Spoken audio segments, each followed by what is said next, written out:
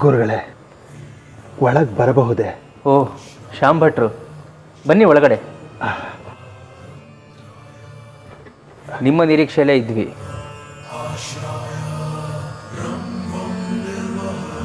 ಗುರುಭ್ಯೋ ನಮಃ. ತಮ್ಮ ಏಕಾಗ್ರತೆಗೆ ಭಂಗ ತಂದೆನೋ ಏನೋ. ಪ್ರೀತಿ ಮತ್ತು ಭಕ್ತಿ ಇರುವಾಗ ಭಂಗದ ಪ್ರಶ್ನೆ ಎಲ್ಲಿ ಭಟ್ಟರೆ?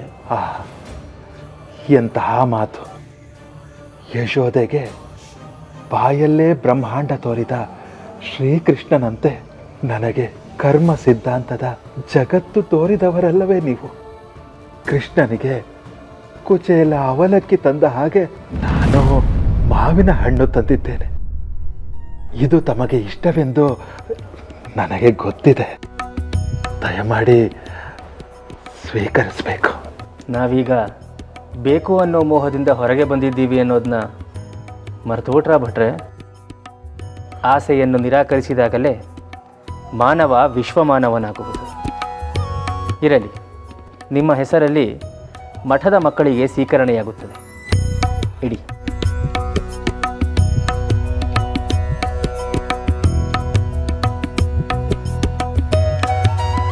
ಗುರುಗಳೇ, ತಮ್ಮಲ್ಲಿ ಒಂದು ಭಿನ್ನ.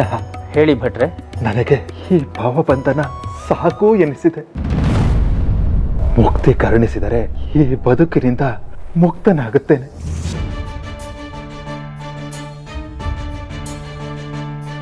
ಮೋಹ ತೊರೆಯದೆ ಮುಕ್ತಿ ದೊರಕದು ಭಟ್ರೆ. ನನಗೆ ಯಾವ ಮೋಹ?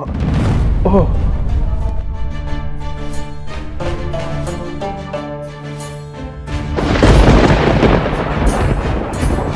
ಗುರುಗಳೇ, ಇದನ್ನು ಮಠಕ್ಕೆ ಒಪ್ಪಿಸ್ಕೋಬೇಕು.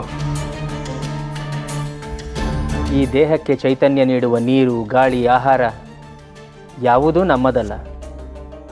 ಆದರೆ ಮಣ್ಣಿನಲ್ಲಿ ಸಿಗುವ ಚಿನ್ನ ಮಾತ್ರ ನಮ್ಮದೆಂದು ಮೋಹಿಸುವುದು ಈ ಜೀವನದ ಬಹುದೊಡ್ಡ ಸೋಜಿಗ ಅಲ್ಲವೇ?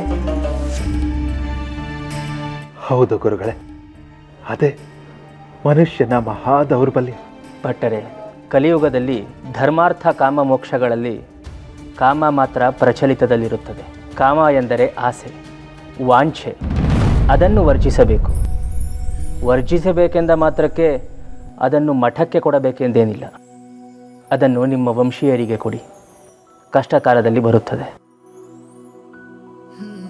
ಆಗಲಿ ಗುರುಗಳೇ. ಇಲ್ಲಿ ಶ್ರೀ ಹರಿಯೊಬ್ಬನೇ ಸತ್ಯ, ಅವನೇ ನಿತ್ಯ. ಅವನ ನಾಮಸ್ಮರಣೆಯೊಂದೇ ಮುಕ್ತಿಗೆ ಮಾರ್ಗ. ಹರಿನಾಮ ಸ್ಮರಣೆ ಮಾಡಿ, ನಿಮ್ಮ ಅಪೇಕ್ಷೆ ಈಡೇರುತ್ತದೆ. ಧನ್ಯೋಸ್ಮಿ ಗುರುಗಳೇ, ಧನ್ಯೋಸ್ಮಿ. ನಿಮ್ಮ ಒಡನಾಟದಲ್ಲಿ ನನ್ನ ಜನ್ಮ ಸಾರ್ಥಕವಾಯಿತು.